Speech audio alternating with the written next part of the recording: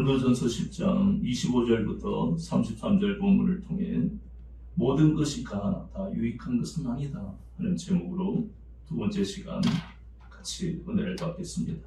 지난 시간에 이어서 24절 말씀에 보니까 23절, 24절에 모든 것이 가하나 모든 것이 유익한 것은 아니요 라는 말씀을 우리가 나누었습니다. 모든 것이 가하다 하는 것은 얼핏 생각하면 안 되는 것도 많은데 라고 생각할 수 있습니다.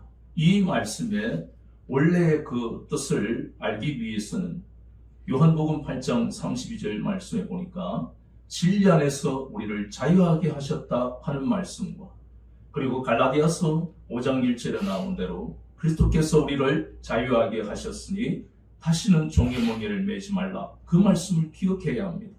모든 것이 가하다. 나는 이전에도 예수님 믿기 전에도 모든 것이 나한테 가능했는데 그 의미가 아닙니다. 물질로 모든 것을 할 수 있다라고 생각하는 사람은 이 의미를 알 수가 없는 겁니다.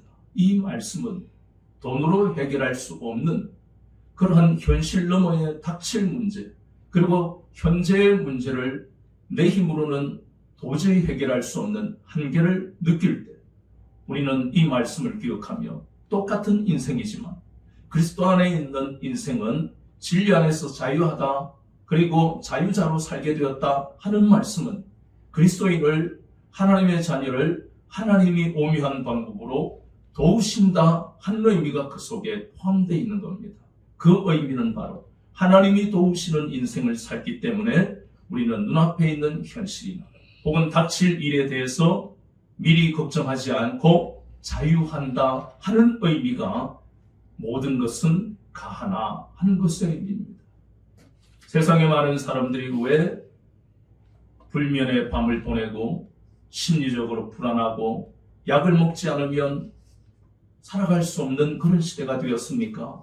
하나님을 떠났기 때문입니다. 자신 모든 것을 가하다고 모든 것이 가능하다고 생각합니다. 그런데 오늘 성경은 그 모든 것이 다 유익한 것은 아니라고 했습니다. 그리스도 밖에 있던 그리스도 안에 있던 모든 것이 다 유익한 것이 아니다. 그래서 우리는 다 유익한 것이 아니라면 우리가 어떻게 그리스도인으로서 어떻게 살아가는 것이 하나님을 기쁘시게 하는 것인가? 더 나아가서는 그것이 바로 하나님의 영광이 되는가 하는 것을 다시 한번 우리가 이 본문을 통해 깨달아야 한다는 것입니다. 로마서 14장에서도 주님은 바울을 통해서 포도주를 마실 수 있다. 그러나 나는 믿음이 연약한 자들이 실족할까 봐 마시지 않는다. 그 말씀은 고린도전서 8장에서도 있었잖아요. 나는 우상의 제물이 아무것도 아닌 것을 안다.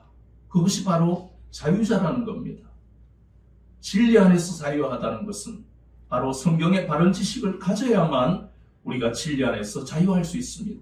말씀이 없이 홀로 자기 감정으로, 자기 감동으로 자유자가 되는 것은 없습니다. 하나님의 말씀을 왜 우리가 바르게 알아야 하느냐 하면 그 말씀이 우리에게 소망을 주기 때문입니다. 그 말씀들이 우리에게 생명을 날마다 공급하기 때문입니다. 우리가 물을 안 마시면 죽고 음식을 먹지 않으면 죽습니다. 우리의 생명은 바로 말씀입니다. 그 말씀을 먹어야 우리가 날마다 살아가는 것입니다. 그래서 우리는 날마다 성령님을 의지하는 거예요.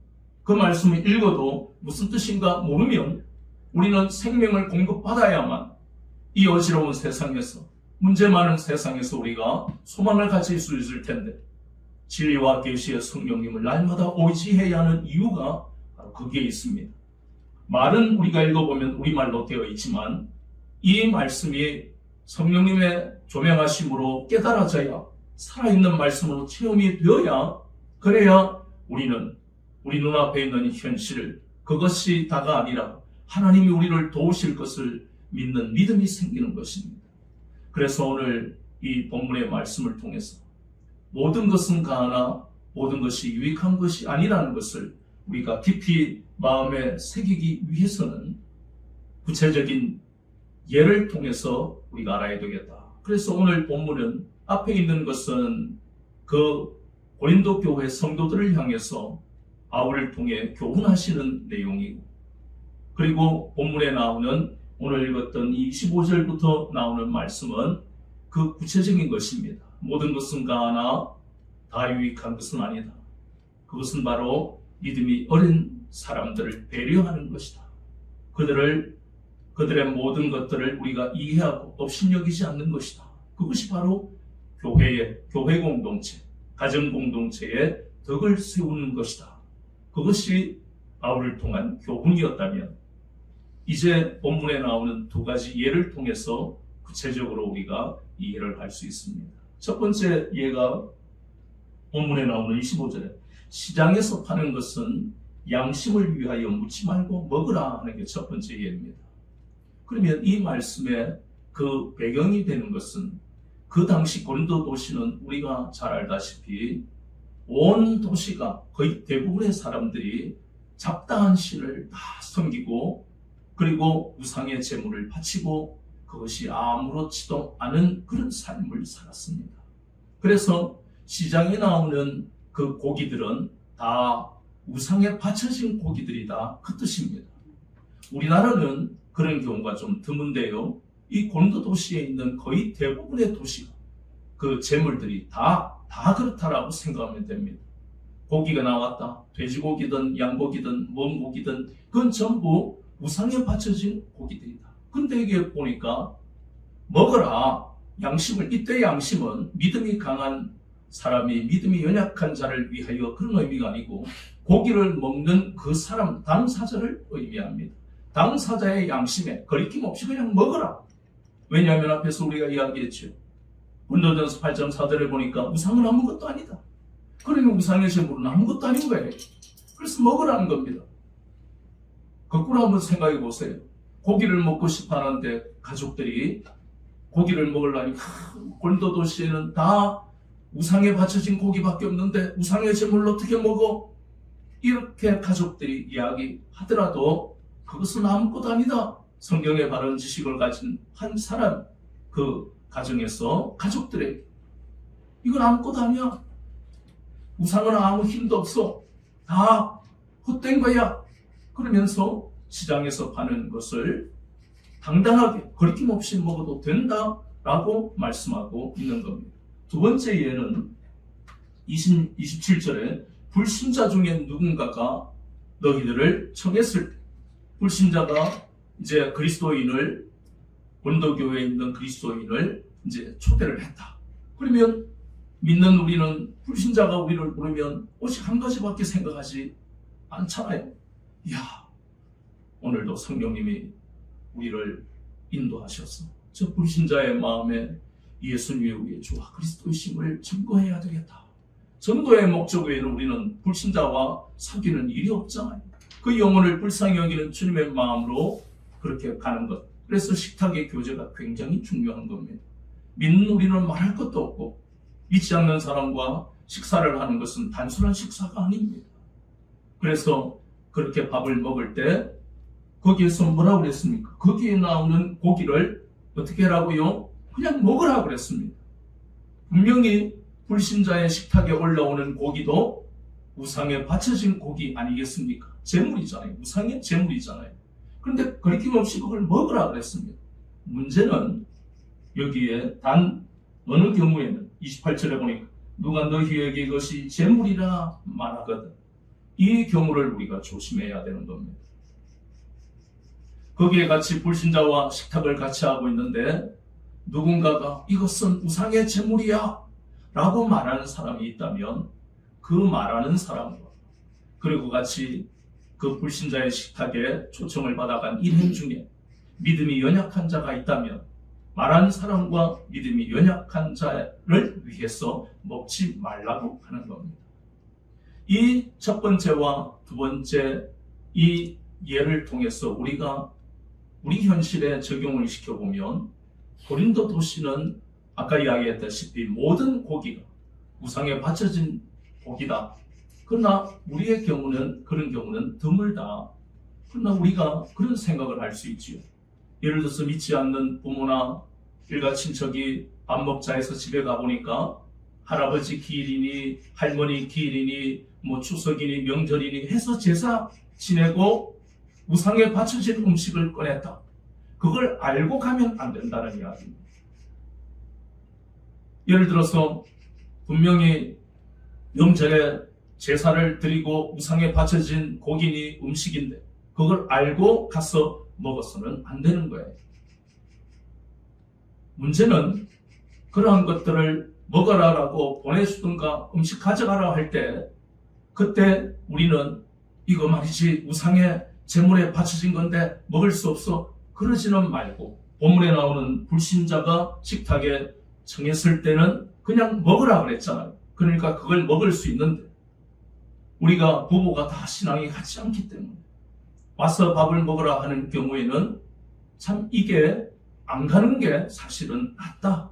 나중에 시간이 좀 지난 다음에 밥을 먹자 할 때는 바깥에서 자식이 부모를 대접하든가 훨씬 그 제사가 지나고 난 다음에 생각해 볼 문제지 이 문제가 본문에서 분명하게 기준을 잡아준다는 것을 여러분이 참고를 해서 올 설 명절에도 사실은 믿지 않는 사람들, 믿지 않는 부모는 모두가 우상에 바쳐진 그 음식을 아무렇지도 않게 먹잖아요.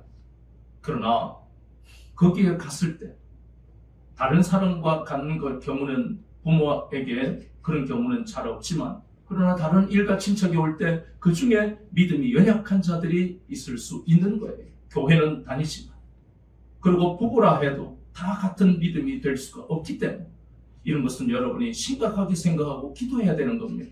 왜냐하면 우리가 앞에서 이 말씀을 하는 게 10장 21절에 너희가 주의 잔과 귀신의 잔을 겸하여 마시지 못하고 주의 식탁과 귀신의 식탁에 겸하여 참여하지 못하리라. 그러니까 우리는 주님의 그 잔을 마신 사람들입니다.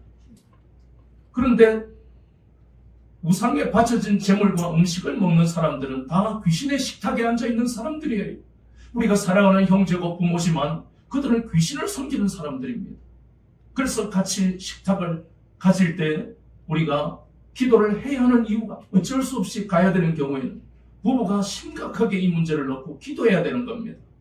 그냥 부모는 자식에게 좋은 것을 주고 싶어 할지 모르지만 이것은 영적으로 볼 때 그들은 귀신을 섬기는 사람들이고 우리는 주님을 섬기는 사람이기 때문에 그래서 그 문제에 대해서 설이나 혹은 추석 혹은 기일이 있었던 경우에는 여러분들이 기도를 뜨겁게 하나님 앞에 하고 가야만 그래야 여러분들이 그 사람들을 우리가 좀 이따가 거치는 자에 대해서 다시 말씀을 나눠보겠습니다만 그들은 우리가 그 영혼을 불쌍히 여기고 골로새서 2장 2절에서 3절 말씀처럼 예수 그리스도 안에 모든 지식의 보화와 보물이 감춰져 있는 것을 우리는 알지만 그들은 모르잖아요. 그래서 예수 그리스도 안에 모든 지혜의 보화, 보석이 감춰져 있는 것을 알려야 할 책임이 우리에게 있는데 그냥 단지 효도라는 그 한 가지에 넘어져 버리면 우리도 같이 넘어지고 아무것도 못하고 그냥 밥만 먹고 오는 경우가 얼마나 많은지 모릅니다. 그래서 오늘 이 말씀은 우리나라의 경우에 제사에 대한 그런 개념을 반드시 우리가 정립해야 할 필요가 있다는 것입니다. 다시 고린도 교회로 돌아가서 그래서 믿음이 강한 자들은 우상이 아무것도 아니고 우상의 제물이 아무것도 아니라는 것을 알고 있는 바른 지식을 가졌기 때문에 믿음이 연약한 자들이 보는 앞에서 우상의 제물을 먹어버렸습니다.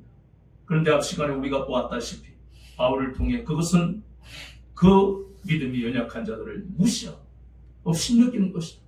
그들을 실족시키는 것이다. 우리가 앞에서 보았잖아요. 마태복음 18장 6절에서 9절까지의 그 말씀을 보면 다른 사람을 실족하게 하는 것 그리고 또 내가 실족하는 것 이것은요 굉장히 심각한 문제예요. 우리는 작은 문제 하나로도 넘어지는 경우가 얼마나 많습니까? 그런데 저 사람 때문에 내가 시험 들었어. 저 사람 때문에 내가 교회 안 나가는 거야. 그 자체도 다른 사람을 실족하게 한 경우는 아니지만 자신이 실족하는 경우에 예수님은 마태복음 18장 6절에서 9절까지 모두가 실족하게 한 사람이나 실족한 사람이나 회개하지 않으면 돌이키지 않으면 지옥 간다고 분명히 말씀하고 있는 거예요. 이것은 심각하게 받아들여야 될 문제입니다.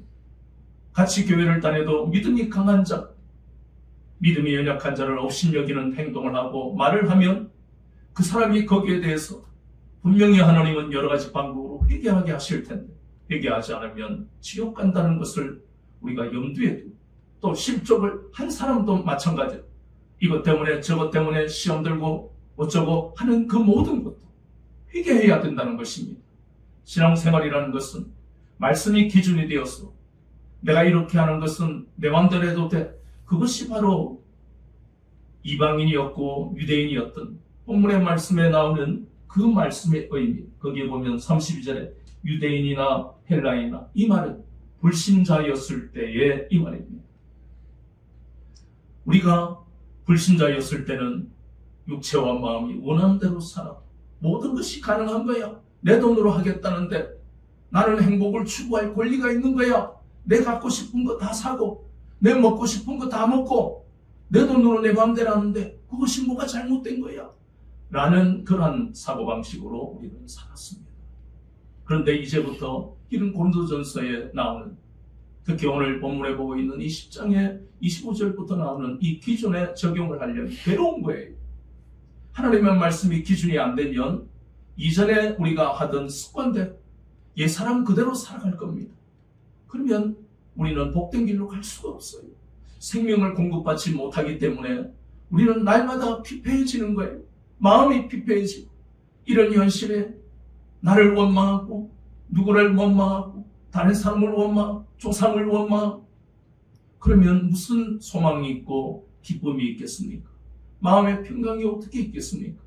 그래서 주님은 끊임없이 고린도전서뿐만 아니지만 우리의 삶의 기준이 되는 우리 가치관과 사고방식의 성경적 가치관을 가져야 하는 분명한 이유를 우리에게 말씀하고 계시는 겁니다.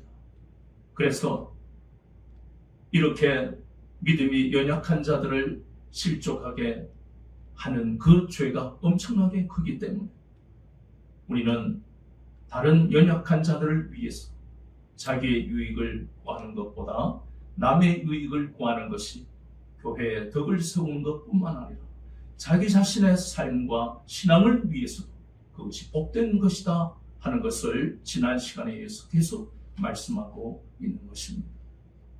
나 자신의 유익을 위해서 살았던 우리 인생들 아닙니다. 그리고 믿음이 연약한 대부분의 교회 다니는 사람들은요, 그 사람들의 마음속에 옛날에 가졌던 그 가치관과 사고방식의 영향을 많이 받습니다. 우리가 이걸 인식해야 돼요. 불교를 믿었다가 교회 다니는 사람은 그 마음속에 불교의 그 습관이 남아있는 거예요. 기도를 해도 우리는 손을 이렇게 모아서 하나님 감사합니다. 아니면 이렇게 해서 기도하는데 그 사람들은 전해 다니는 습관이 되니까. 이게 나쁘다는 게 아니라 이런 모든 것들이 오랫동안 몸에 배어있기 때문에 그것을 가지고 저 사람은 왜 저렇게 기도해? 손을 모으든가 말이지 이렇게 하든가 해야지. 이러면 이제 막 불교에서 개종을 해서 교회를 다니는 그 사람들이 치유될 수 있다는 거예요. 실족시키면 그 죄가 크기 때문에 삶과 우리는 말과 행동을 조심해야 되는 거예요. 덕을 세우는 것은 결코 쉬운 게 아닙니다. 저와 여러분들이 이러한 것들이 우리가 신앙생활하면서 얼마나 어려운지를 체험하고 있지 않습니까? 또 어떤 사람은 유교 사상에 물들어서 아버지가 이렇게 하던데 아버지가 말이지 밥 먹고 수저를 이렇게 밥상에 놓지도 않았는데 자식이 어디에 밥숟갈 넣고 바로 팽 가버려. 저도 어릴 때 들었던 거예요. 버르장머리가 없는 거야. 이러시는 거 어른들. 자기가 밥 먹었으면 그냥 바쁜 일 있으면 가면 되는데 그 유교 사상에 물들어 있는 분들이 볼 때는 버르장머리가 없는 자식이다. 불효자식이다. 뭐 이렇게 하고 야단을 치는 거예요. 부모가 말하면 말이지 무릎 꿇고 들어야지. 저는 그렇게 교육받고 살았어요. 그러나 그 모든 것들을 가지고 교회에 오는 사람들, 유교 사상에 물들어 있는 가정에서 자란 그 사람들이 교회에 온다고 그 사고방식이 완전히 바로 무너지는 게 아니에요. 시간이 걸리는 겁니다. 그렇다면 거기에서 자유한 유교도 아무것도 아니야, 불교도 아무것도 아니야, 샤머니즘도 아무것도 아니야 라고 생각하는 바른 지식을 가진 사람은 아직까지 그것이 영향을 주고 있는 그런 환경에 있는 사람들을 지적하거나 또 비웃거나 하면 안 된다는 것입니다. 본문의 말씀이 바로 그것이에요. 물론 나는 자유가 있지요. 그 자유는 진리 안에서 자유입니다. 아무렇지나 나는 유교에 이제는 매이지 않아. 그건 아무것도 아니기 때문에. 불교도 아무것도 아니야. 샤머니즘도 아무것도 아니고 타종교도 아무것도 아니야. 오직 진리는 예수 그리스도 안에 있는 거야. 그건 바른 지식이에요. 그걸 누가 뭐라 할 수는 없어요. 그렇게 가야만 하는 기뻐하십니다. 그런데 공동체, 가정과 교회 내에서 다 그런 믿음을 가지지 못하고 있다는 것을 우리가 인식해야 한다. 그렇다면 믿음이 연약한 사람들이 말과 행동 속에 혹은 생각 속에 아직까지 옛사람의 그 가치관과 사고방식을 가진 것을 지적하거나 비난할 것이 아니고 덕을 세운다는 것은 우리가 가지는 먼저 믿고 먼저 바른 지식을 가진 사람, 저 사람도 예수 그리스도를 믿어 그 예수 그리스도의 피로 구원받은 사람이야 라는 그 생각을 우리가 항상 하면서 상대방을 바라봐야만, 그래야 다른 사람을 실족시키지 않는, 나는 맞는 말이라고 저 사람 보고 누구누구 성도님 신앙생활에 이렇게 하고 교회에서는 이렇게 하고, 그것을 말할 때도 조심스럽게 성령님 내가 저분에게 이 말을 하려고 하는데 시험 들지 않도록 성령님의 역사하셔서 저분의 마음을 움직이시고 가치관과 사고방식이 자신이 잘못된 것임을 인식하게 해주세요. 끊임없이 우리는 가족이든 다른 사람이든 그것을 성령님을 의지하면서 기도하면서 말 한마디에 조심해야 된다는 거예요. 하나님도 우리를 보세요. 얼마나 우리를 조심스럽게 정말 불면 날아갈까 이렇게 조심조심해서 우리를 다루시잖아요. 우리의 성인된 이 나이를 보면 다 할 것 같지만 신앙생활을 보면 하나님 앞에서 어린아이들이잖아요. 그래서 하나님도 우리를 조심스럽게 다루시는데 그것이 바로 이사야서 43장 1절부터 4절까지 말씀 아닙니까? 내가 너를 지명하여 불렀나니 너는 내 것이다. 내 것이라고 했는데 내 마음대로, 세상 부모처럼 너는 내 자식이니까 내 마음대로 내 것이니까 가 아니고 하나님은 우리를 보배롭고 존귀하게 다루시잖아요. 하나님이 우리를 보배롭고 존귀하게 다루시는데 우리가 믿음이 연약한 자들을 보배롭고 존귀하게 다루지 않는다면 그게 바로 그 사람을 실족하게 하는 것이다.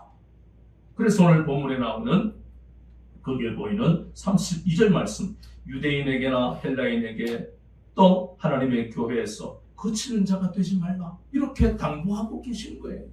거치는 자라는 것은 믿음을 잃게 만들거나 실족하게 하는 자가 바로 거치는 자입니다. 그래서는 안 되는 거다. 그렇게 해서는 안 된다. 그래서 두 가지로 얘기해서도 또 종류를 나눴잖아요. 하나는 유대인이나 헬라인, 불신자들 아직 교회를 안 나오고 있는데 내 가족이나 내 친한 사람이다. 그러면 그 사람들이 실족하지 않게 해야 돼. 너 봐. 그러니까 저주가 임한 거야. 막 이렇게 막말을 하거나 아주 이렇게 강한 말을 해서는 곤란하다는 겁니다. 그 사람이 구원받을지 어쩔지 우리는 모르잖아요. 함부로 그렇게 말했으면 안 되는 거예요. 지금 자기는 자기 가치관대로 세상 가치관대로 살아가는 게 아무렇지도 않은 거예요. 우리가 볼 때는 비정상이지만 그 사람은 아무렇지도 않잖아요. 그런 사람에게 가서 그런 아주 심한 말을 해서는 곤란하다. 거치는 자가 되어서는 안 된다. 그래서 그 사람들을 대할 때는 정말 조심해서 내가 저 사람에게 하나님이 보내셨으니까 예수 그리스도 안에 형제님 누구야 예수 그리스도 안에 모든 지혜와 지식의 보화가 감춰져 있어. 나는 그분을 소개하고 싶어서 오늘 만나자고 한 거야. 이렇게 우리는 그것을 알게 해야 할 책임이 있는 사람들이잖아요. 그래서 우리는 많이 조심스러울 수밖에 없어요. 왜 우리가 물질을 써가며 시간을 써가며 우리가 모든 것을 그 사람을 위해서 섬기려고 하는 겁니까? 그 영혼을 위해서잖아요. 그래서 우리는 삼가 말을 조심하고 우리가 그 영혼을 구원하는지 어쩔지 우리는 모르지만 우리가 할 수 있는 그 사명을 감당해야 되는 것이다. 그게 바로 유대인, 헬라인에게 거치는 자가 되지 말라 하는 의미입니다. 또 하나님의 교회에서도 거치는 자가 되지 말라. 이 의미는 이제 그건 세상 그리스도 밖에 있는 사람들이라면 이제는 그리스도 안에 있는 한 교회 공동체 안에 있는 사람들에 대해서 믿음이 연약하다고 우리가 업신여기거나 무시하거나 말을 너무 생각 없이 하거나 그건 곤란하다. 왜냐하면 아까 우리가 이사야서 43장 1절에서 4절 말씀을 보았지만 믿음이 지금 자라고 있는 저 사람도 하나님이 지명하여 부른 하나님의 것이고 하나님의 은혜로 지금 믿음이 자란 나도 하나님이 지명하여 부른 하나님의 똑같단 말이에요. 세상으로 볼 때는 나이도 차이가 나고 가진 것도 차이가 나고 뭣도 차이가 나고 학벌도 차이가 나고 모든 차이가 나게 되어 있습니다. 그러나 그리스도 안에서는 갈라디아서 3장 28절에 차별이 없다고 했습니다. 그럼 저 사람이 학벌이 좀 떨어지고 나이가 좀 나보다 적고 많고 이런저런 것을 따지고 그 사람을 바라보면 우리가 그 사람을 실족시키는 죄를 범하기 쉽다. 그 사람의 외모를 봐서는 안 됩니다. 그래서 저 사람도 하나님이 보배롭고 존귀하게 여기시는 하나님의 자녀다. 그것을 늘 생각하면서 사람을 대해야 되는데 잘 안 되잖아요. 그래서 다른 사람을 만나기 전에 기도하는 것을 우리가 습관을 들여야 되는 것이 내가 실수하지 않으려고 애를 쓰는 것은 내가 마음먹는다고 잘 안 됩니다. 특히 가정 내에서 가족끼리는 내 가족이니까 긴장이 풀려버리잖아요. 그러니까 말이 아니 나는 이런 좋은 생각을 가졌는데 이렇게 된단 말이에요.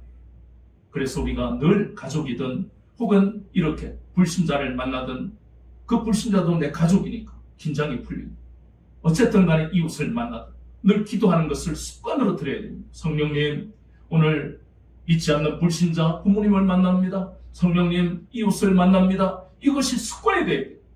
기도는 기도의 시간이 하지 아닙니다. 그래서 우리가 늘 기도하는 습관이 되어야만 우리 입술을 성령님이 주장하시고 우리의 마음을 붙드셔서 실수하지 않고 그 영혼을 하나님이 얼마나 사랑하시는지를 나와 그 사람이 체험할 수 있도록 그렇게 성령님이 인도하시는 겁니다. 그래서 결국 우리가 모든 것이 가하나 다 유익한 것은 아니라는 이 제목, 우리가 이제 8장부터 시작한 이 우상의 제물에 관한 본문을 우리가 정리를 하면서 그렇다, 이제 우리가 마음의 결론을 내려야 됩니다. 그렇다, 이제 우리에게 필요한 것은 우상이 아무것도 아니고 우상의 제물이 아무것도 아니라는 그 성경적인 바른 지식을 우리가 가져야 한다. 그리고 우상을 숭배를 금지하시는 하나님의 명령을 우리가 마음에 새겨야 된다는 겁니다. 또 하나는 우리가 해야 할 일은 믿음이 강한 자가 되어야 되는 것은 말할 것도 없지만 다른 믿음이 연약한 자들에게 덕을 세우는 것, 즉 나의 유익보다 남의 유익을 위해서 그 믿음이 연약한 자 혹은 그리스도 밖에 있는 사람들 배려하고 그들의 입장을 공감해주고 또 섬기는 것이 바로 하나님이 기뻐하시는 것이다. 우리가 잘 아는 대로 누가복음 10장에 보면 선한 사마리아인의 비유가 나오고 있지 않습니까?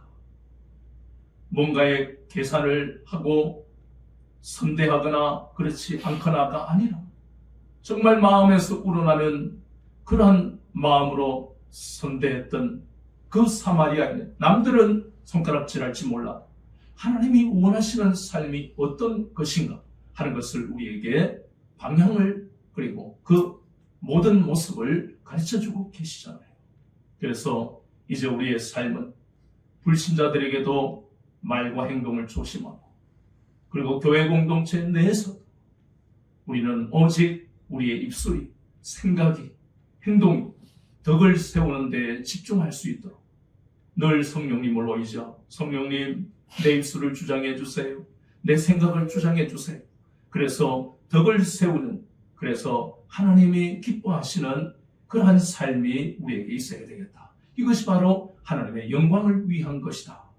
그것이 우상의 제물을 통해서 우리에게 깨닫게 하시는 하나님의 말씀입니다.